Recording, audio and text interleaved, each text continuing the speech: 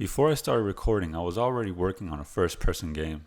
I was having problems with the code and the project in general, so I decided to start it all over again. What you're currently looking at is some code I started to build up before I decided to record. This is how the game was looking before I started recording. At this point, all I had was a basic first-person character controller. This one includes walking, jumping, ground detection, and gravity at the moment. My current goals for the next 24 hours were to make a slope system that would slide down on slopes if the angle exceeded the slope limit. The next parts of the video will be clips of progress with 24 hours between them.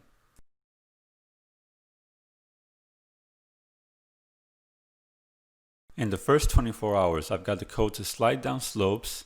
I've also added health and a health bar, got sword animations, gun animations, and I organized some of the variables within my script.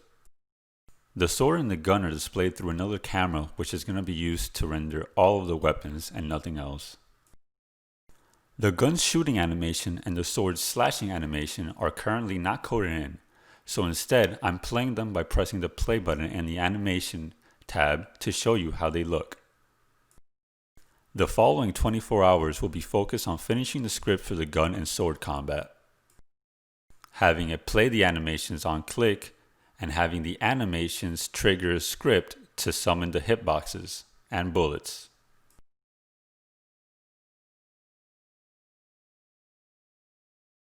Here's the way I organized some of my variables so I could keep better track of them for the future. And here's the separate camera I was talking about earlier.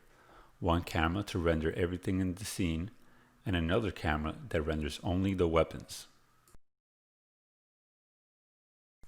And now onto the last segment of the video.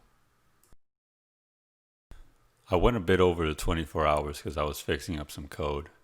In the second segment, I added in some crosshairs. I also finished up the gun and melee scripts, so now it triggers the animations when you click, which in the animation triggers the hitboxes.